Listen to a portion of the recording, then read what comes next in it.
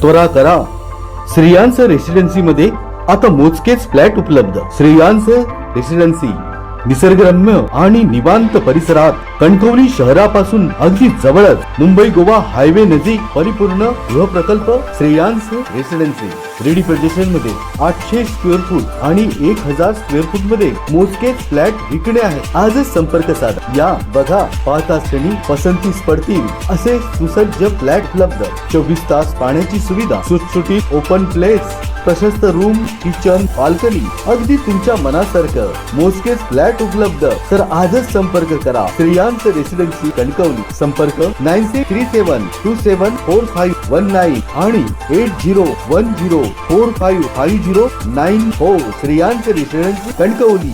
Sindhudurg medical कॉलेजमध्ये रुग्णांची हेळसांड झाल्याने माजी आमदार वैभव नाईक यांनी डीन अनंत दवंगे यांना विचारला जाब.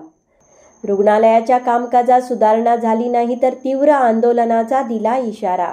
सिंधुदुर्ग शासकीय वैद्यकीय महाविद्यालय व रुग्णालयाने पोटात ट्यूमर असलेल्या एका महिला रुग्णाला हायरिस्क गर्भवती असल्याचा चुकीचा अहवाल देऊन तिला गोवा बांबोळी रुग्णालयात हलविले.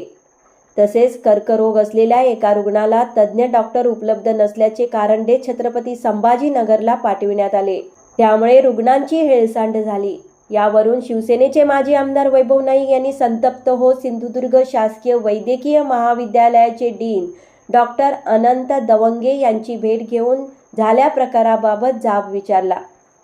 यावेळी कसाल जिल्हा परिषद विभाग प्रमुख रविबुवा कदम उपस्थित होते. सिंधुदुर्ग जिल्ह्यातील सर्वसामान्य नागरिकांना जिल्ह्यातच चांगले उपचार मिळाले पाहिजेत, यासाठी आम्ही हे शासकीय वैद्यकीय महाविद्यालय मंजूर करून ते सुरू केले. मात्र डीन म्हणून आपण या ठिकाणी चांगली कामगिरी करण्यास कमी पडत आहात. सत्ताधारी खासदार आमदार देखील याकडे दुर्लक्ष करीत आहेत, अशा शब्दात वैभव नाईक यांनी नाराजी व्यक्त केली. तसेच सदर महिला रुग्णाची सोनोग्राफी करण्यात आली होती का, याबाबत वैभव नाईक यांनी डीन डॉक्टर अनंत दवंगे यांना विचारणा केली. त्यावर सोनोग्राफी तज्ज्ञ उपस्थित नसल्याचे दवंगे यांनी सांगितले. मग चुकीचा रिपोर्ट देणाऱ्या डॉक्टरवर काय कारवाई केली? 1000 कोटीचे हॉस्पिटल होत आहे आणि इथले पेशंट रेफर केले जात आहेत, ही गंभीर बाब आहे. पेशंट रेफर करण्यासाठी हे हॉस्पिटल आहे का, की या रुग्णालयात पेशंट येऊच नये म्हणून रुग्णालयाची बदनामी केली जात आहे का, असा सवाल वैभव नाईक यांनी केला. रुग्णांना चांगली सेवा मिळण्यासाठी रुग्णालयाच्या कामकाजात सुधारणा झाली पाहिजे, नाहीतर तीव्र स्वरूपाचे आंदोलन करण्याचा इशाराही माजी आमदार वैभव नाईक यांनी यावेळी दिला. नंबर 1 निर्धार न्यूज सिंधुदुर्ग.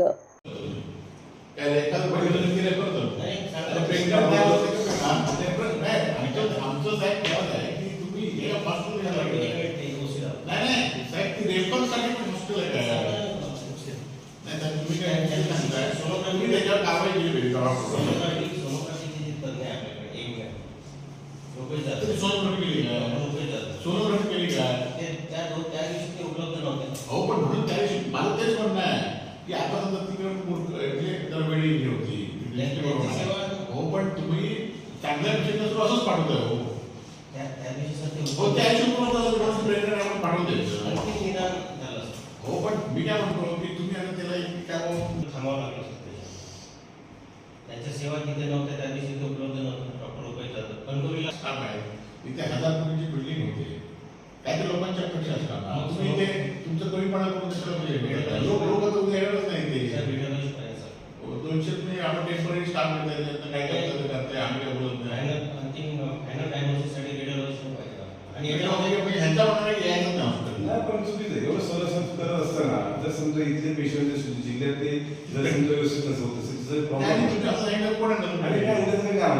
शेवटी कोणतरी पेशंटचे नातेवाईक रागावांची ते